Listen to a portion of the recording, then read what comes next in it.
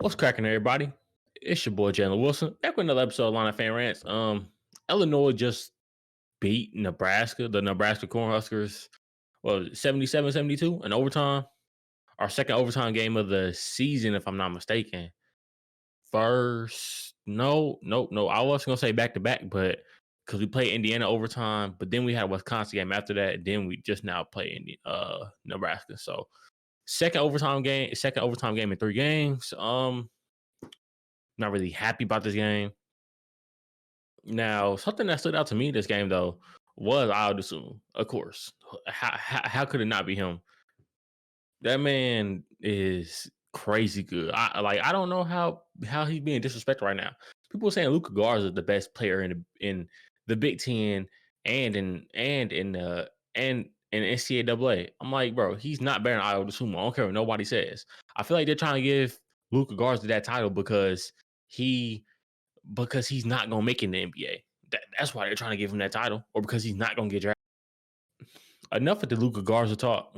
Bro, Ayo Dosumnu is the best player in the Big Ten and in college basketball. He scored Illinois' last 10 points of regulation, and then he scored Illinois' first 5 points, 5 points in overtime.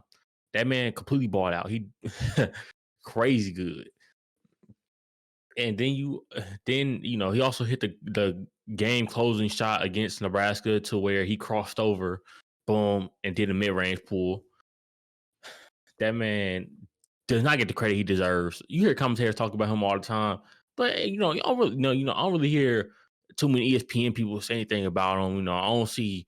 I don't watch commercials about him that say, "Oh, he's the best player in college basketball," like I do Luka Garza. But I don't know why Luka Garza gets so much hype compared to Ayo Dosumnu.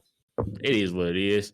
But you also had guys like Kofi Coburn who balled out last night actually.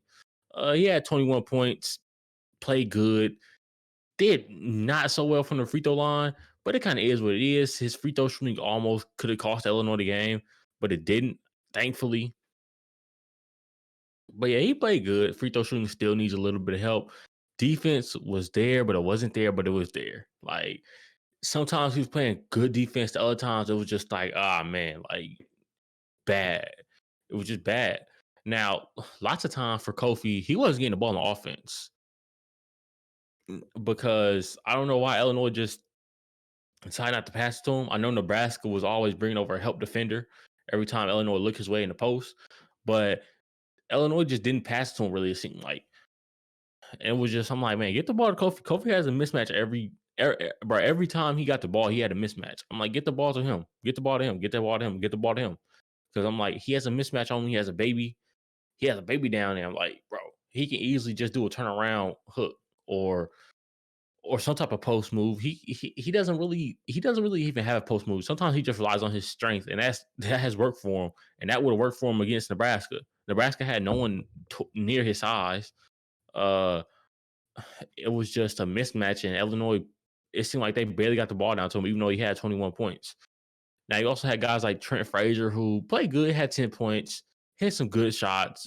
He did a little good thing because he was kind of facilitating out there.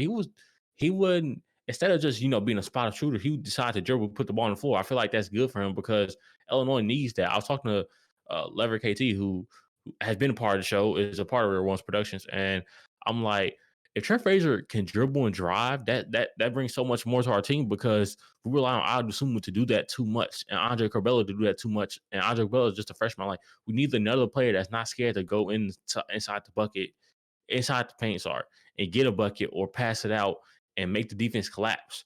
We need another player like that. Because if you ask me, Andre Corbella, our second best facilitator, but I'm not scared of him when he goes inside the paint at all. When he drives inside, I'm not scared of him at all.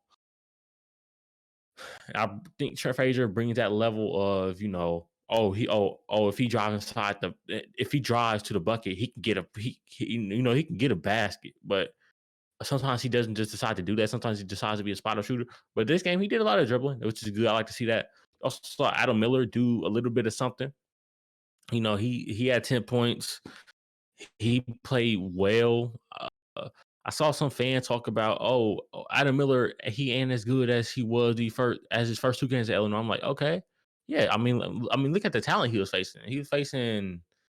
I don't remember who our first 2 games were, but he wasn't playing like top level Big Ten talent. He wasn't even playing Big Ten level talent, but he played good there. But I mean, the fan was basically trying to say, Adam Miller doesn't provide anything. Like Adam Miller played good on defense all the time. He always plays good on defense. I don't know how dude doesn't see that. He doesn't shoot the ball too well sometimes, but he can knock down shots. I believe he was 4 of 7, if I'm not mistaken, against Nebraska. Maybe I might be, mistaken.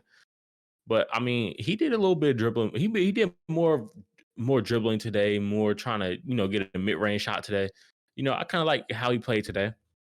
You also had Jacob Grandison, who, didn't score much. I believe he had 6 points, if that, but he played good defense. um, he played very good. You had Coleman Hawkins, who was the only person on Illinois' bench to score. Coleman Hawkins scored 5 points. Georgie has 0. Andre Cabello has 0. And I think, DeMonte Williams has 0 too. So Coleman Hawkins was the only player to score off the bench. He scored 5 points. He had a 3-pointer early in the first half, really early when Illinois was down 9-0. And he also made a wild layup. I don't know how he made it, but he came in. He provided a good, 5 points. He made some bad plays. He made some freshman plays. He played like a true freshman. Like he made some freshman plays. It is what it is. You gonna make those plays when you were a freshman. It is what it is. Andre Cabello played terrible. He didn't really do nothing. He made bad plays after bad play. It was probably one of his worst games. Georgie didn't play good at all. DeMonte Williams, he played good defense. Offense, he didn't really provide none, but it is what it is. As long as he played good defense, it doesn't matter as much. But Illinois had a rebounding problem. Like Illinois let a lot of long rebounds just go back to Nebraska. I hate that. Like, the rebounds that kind of just hit the rim, bounce all the way out to the 3-point line or bounce out to the mid range. Like, I hate that. Illinois allowed lots of those rebounds to go to Nebraska. Or Illinois, will have, a rebound, but they couldn't grab the rebound. It was like the ball, the ball touched their hands and the ball just fall right on the ground still. I'm like, bro, you have to grab a rebound. You go up with 2 hands, as Torian Prince said, you go up with 2 hands, you grab the ball. Like that's what a rebound is. But it's like Illinois tried to do that, and every time they just dropped the ball. It was rebounding problems. Illinois needs to fix that quick. I didn't like Brad Underwood's rotations at first. I hated that Coleman Hawkins was playing so early, just because he was playing so bad, and Brad Underwood kind of refused to sit him at first. Also, Andre Cabello was playing bad. Brad Underwood refused to sit him at first. But kind of is what it is with that. Also, a teammate's sister, a player on the team's sister, kind of came out on Twitter and said that she don't know why a lot of fans are overreacting or something lines of that, and basically saying that not every game is going to be a blowout, no matter what the team record is. The team record can be 1-16. The game still might be close. I'm like, yeah, that's true, but I'm also like, Illinois fans wasn't mad because this wasn't a blowout. Illinois fans were mad because we played down to our competition. This should not have been an overtime game. Really, Nebraska beat us. Nebraska really if we go on 2 halves, Nebraska beat us in those 2 halves. The score, the paper don't say that, but that's what I say. Nebraska really outplayed us. We just out talented them.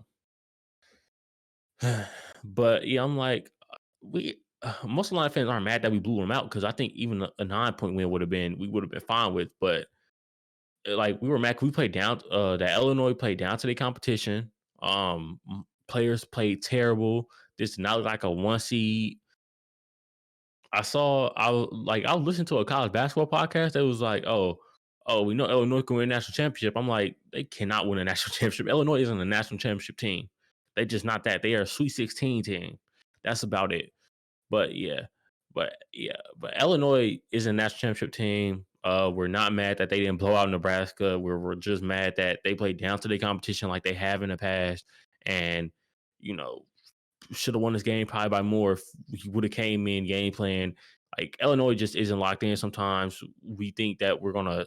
Well, they think that they're gonna step over opponents just because Illinois record is better than their opponents, but that's just not the case. And Nebraska showed that. So Illinois needs to come out with a different mindset next game. I believe next game against Northwestern, if I'm not mistaken. Um, but yeah, good. Nah, not a good win. This is a bad. This is a win I'm not happy about. We should have won by at least 9. But man, I'm not happy about this win. But a win is a win, I guess. I guess it's on to the next game. I think it's against Northwestern. I'm not sure. I just I don't have a schedule right in front of me, but I'll catch y'all next time on the next episode of Illini Fan Rants. I'm out. Peace.